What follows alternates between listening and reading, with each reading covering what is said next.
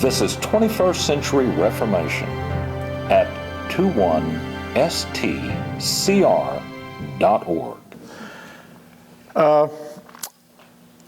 It's always a question to me, what needs to be spoken about as we come to the end of a wonderful conference like this, a huge blessing that I receive, and like I said, I've been in the church all my life, but to hear these stories and the troubles that some of you have experienced strengthens me and encourages me, because I've been through struggles myself. But what came to me to speak on comes from the story of Esther.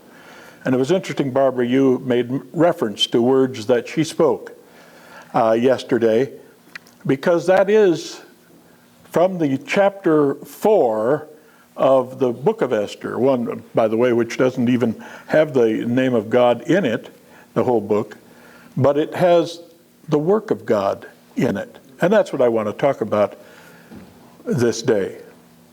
Now, you know the story of Esther. It isn't anything new.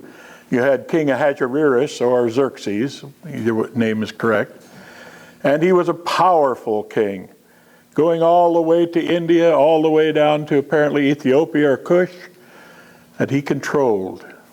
And he gathered the people for a huge banquet. It went over a year long in the beginning, and then they decided to have a real feast. And he did for his special guests. And he had his queen Vashti have one for the women guests. And they were having their time in their cups. In fact, it tells us that Xerxes was deep in his cups. That means he was drunk. And he called for his queen. She was a beautiful woman, and wanted to parade her for the men to look at and admire and be jealous of him. Vashti, to her credit, said, "No, I'm not coming." That bothered the king. So he called together his council, and they said, "What are we going to do about this? Here we have the queen defying the king, her husband." Well, the council said, we have to do something about this. If we don't stop this now, you know what women will be like to all their husbands. Well, evidently they didn't get stopped, did they? At any rate, moving right along,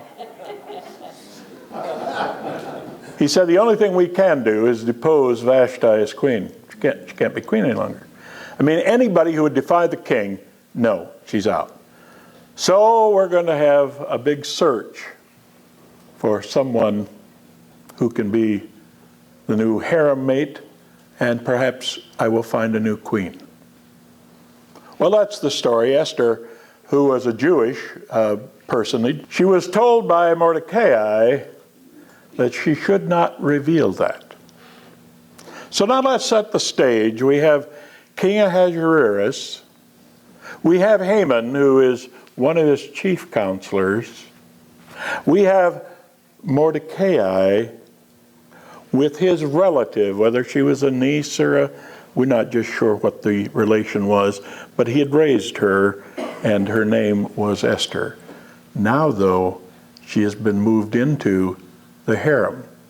And it's much more difficult, since she has been selected as new queen, whereas before he could occasionally talk to her. Now she can't even talk to him, though he is her close relative. So Haman, nefarious Haman, has devised a plot to kill Mordecai, who won't bow down to him. To kill Haman, and while we're at it, let's kill all the Jews. The Hitler of his day. What is going to happen, of course, is where I'd like Carlos and Sarah now to read the conversation of that time. Then Esther's maidens and her eunuchs came and told her, and the queen writhed in great anguish. And she sent garments to clothe Mordecai, that he might remove his sackcloth from him, but he did not accept them. Then Esther summoned Hathach from the king's eunuchs, whom the king had appointed to attend her, and ordered him to go to Mordecai to learn what this was and why it was. So Hathach went out to Mordecai to the city square in front of the king's gate. Mordecai told him all that had happened to him and the exact amount of money that Haman had promised to pay to the king's treasuries for the destruction of the Jews. He also gave him a copy of the text of the edict which had been issued in Susa for their destruction, that he might show Esther and inform her and to order her to go into the king to implore his favor and to plead with him for her people. Hathach came back and related Mordecai's words to Esther. Then Esther spoke to Hathach and ordered him to reply to Mordecai, "All the king's servants and the people of the king's provinces know that for any man or woman who comes to the king to the inner court who is not summoned, he has but one law, that he be put to death, unless the king holds out to him the golden scepter so that he might live. And I have not been summoned to come to the king for these 30 days." They related Esther's words to Mordecai. Then Mordecai told them to reply to Esther, "Do not imagine that you in the king's palace can escape any more than all the Jews. For if you remain silent at this time, relief and deliverance will arise for the Jews from another place, and you and your father's house will perish. And who knows whether you have not attained royalty for such a time as this?" Then Esther told them to reply to Mordecai, "Go, assemble all the Jews who are found in Susa, and fast from me. Do not eat or drink for 3 days, night or day. I and my maidens will also fast in the same way. And thus I will go into the king, which is not according to the law, and if I perish, I perish." So Mordecai went away and did just as Esther had commanded him. Well, that's the essence of the story of the message that I feel I want to share with you today. We know how the story goes. She did go into the king. The king was unaware of what Haman had plotted. When it was uncovered, again through, I believe, the hand of God at work, that Mordecai, I always pronounced it Mordecai, I'm sorry. I will continue my pronunciation since it's, of course, correct. Mordecai had saved the king's life from assassination. And the king said, "We've got to do something. Haman, come in here. Haman, what has been done for a man who we should honor? We should give every honor to." Well, Haman, of course, thinking it was him, said, "Well, I've got some ideas." And King Xerxes said, "Do it. Do it. The man's name is," and Haman was swelling with pride already, "is Mordecai." And in humiliation, Haman was forced to do what the king told him to do. Now, what are the lessons here? Because it isn't just this story, although the Jews to this day celebrate the event, one of their feast days. But they celebrate because God saved his people. Now, think through this whole story and see God's hand. Xerxes already had a wife, a beautiful wife, a wonderful wife. He was the all-powerful king. But God's plan was already in place and would not be thwarted. Vashti had to go. In order for her to go, she had to have a sense of decency that says, I will not show myself as a strumpet. So she was deposed, and in her place came Esther. Well, it was certainly an honor position to be part of the harem and be the queen. Well, we would say that's a strange situation. But in that day and age, that was the way God was working. And now Esther is in this position to be queen, and Mordecai becomes aware of the plot of Haman to destroy him and the Jews, all of them. throughout the empire, across the empire. What should we do? Well, wait now, we have a chance here, Mordecai said. If I can get a message to Esther, perhaps Esther then, because she's now queen, can go in and get the king to spare in some way me and the people of God. Well, Esther said, I can't do that. You know the law. If anybody goes into the king's presence without being called for, well, they'd be killed. Well, unless he puts out the scepter indicating his pleasure. So I'm not going to do that. See, I've taken a chance. It's been 30 days since I've been in there. I'm not going in. And this is then when those potent words of Mordecai are passed along to her. Who knows? Who knows, Esther?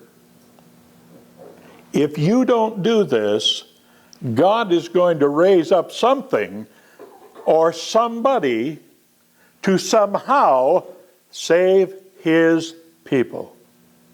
God will not be thwarted in his intention. Well, Esther said, I can't. Mordecai says, who knows? But that's why you were in this royal position, so that you could be this part of God's plan. Whoa. Esther had to think that through. Finally, those courageous words that Barbara cited yesterday. Pray for me. Get together and pray, and I will go in. If I perish, I perish. There are 4 principles that I'd like to take from especially this part of the story, but the whole story. Number 1, there was in the beginning, and I'm talking about Eden, there was back then, and there is today, one who detests God and detests God's people and detests and hates anyone who would take a stand for God.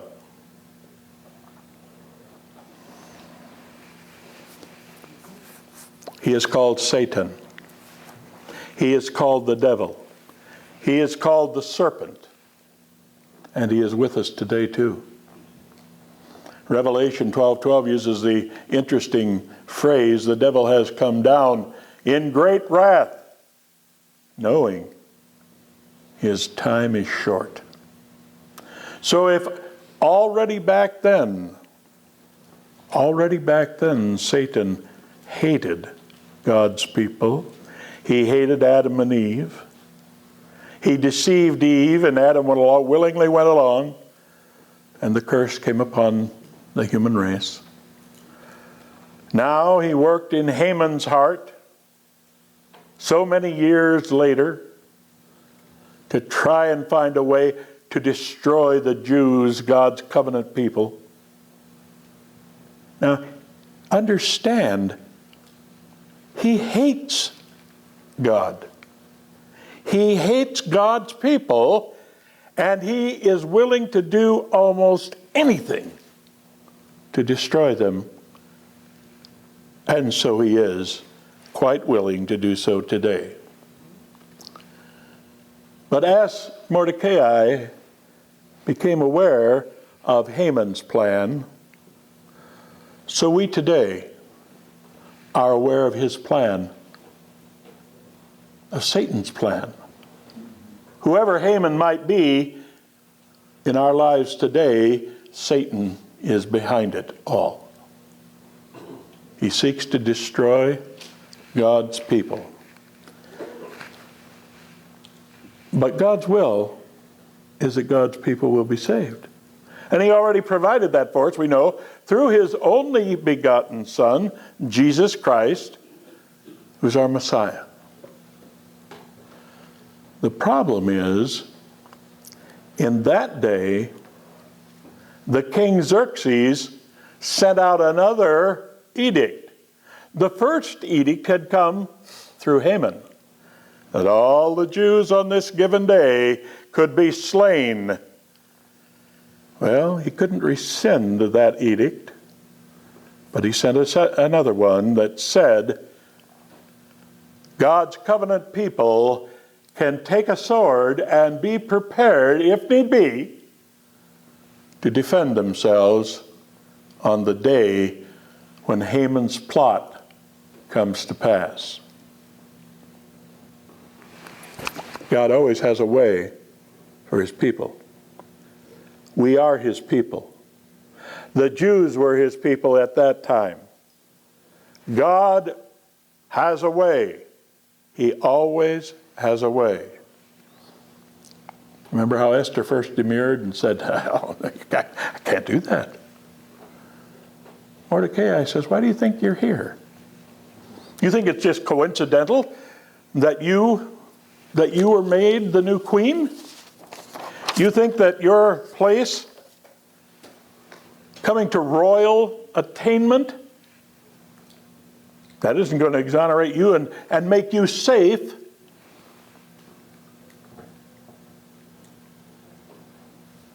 Now, from those 4 lessons that we see in the story of Esther and Haman, Mordecai and Xerxes, we can learn 4 principles for our lives today. Because number 1, Satan is still at his evil work amongst us.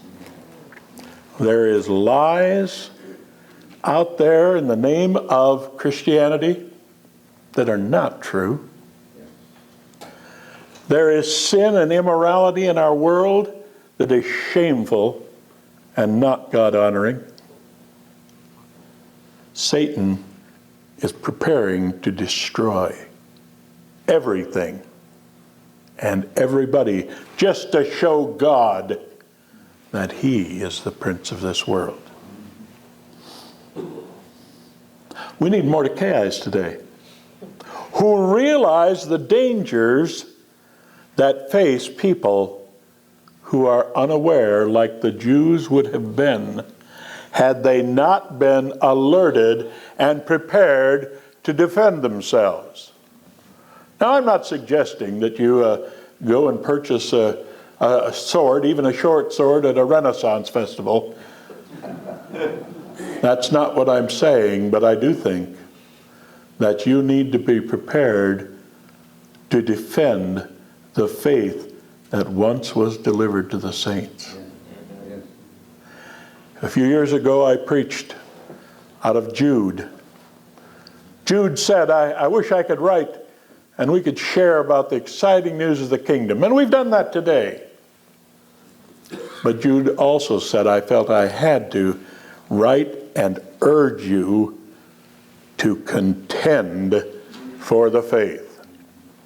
And that today is what I believe we need to hear, a clarion call. It's time to stand up and be heard in a world that doesn't want to hear, in a world that doesn't know the danger that it's in. And if we perish, we perish. Oh, but I don't want to do that, and neither did Esther. Know the truth of who God is, who his only begotten Son is, of his coming kingdom, so that you could sit in your little groups and say, oh, isn't this wonderful? And it is. But it is time, and as much as we don't know when, I believe the coming of the age is coming to a close. When? I don't know that. But we have an amazing opportunity, and we're coming to find that out through the internet. And I believe this is of God too, not Al Gore, but of God, that allows us to go all the way, Ray, you said, to South Africa, Hungary, Russia. We're finding, I believe you've told me, Dan and Sharon, that you even get from all over the world people asking, what is this about? Now, not all will be reached, obviously. But there's one thing that Esther needed to know that we do too. We have been invited, as Esther was, to take part in what God is wanting to have done. But as Esther, we could choose to say, I can't do that. Or we can realize that it's been our privilege to know these wonderful truths, to speak boldly, to speak honestly, to speak openly, from youth to old. Now I'm at the old. I'm 72 and getting older every day. I'm not as old as Anthony, but he certainly looks younger. And thank goodness for him. But we all need to do what we can do for as long as we can do it, and as boldly as we can do it, with the call that if the truth is there, you need to know the truth. Paul says, why are they perishing? They perish because they do not love the truth, and so be saved. Do you have to know all the truth? I don't know that we all know all the truth. If we did, we could displace God. Satan tried that. Doesn't work. But we do know the truth that needs to be known. We know what needs to be told. And even if we perish, we perish. Living in the United States of America, I believe we have a huge blessing of freedom. It's disappearing, and it probably will disappear. But as of now, and in England, and even in Australia, at a cost, we still can proclaim the good news of the gospel of the kingdom that will be planted on this earth, our everlasting possession. And you have an opportunity to be a part of that royal position, or you can choose not to be. What a frightful prospect that is for those who would choose not to be a part. I hope that we can all be challenged to do our part, whether it is as wide as Anthony's influence has been, or as mild as some of our influences may have been. But that we can be faithful and realize we've been called to a royal position for a purpose. And if we don't do it, God will find a way for His will to be done. We just have been invited to participate. If we perish, we perish. God bless you.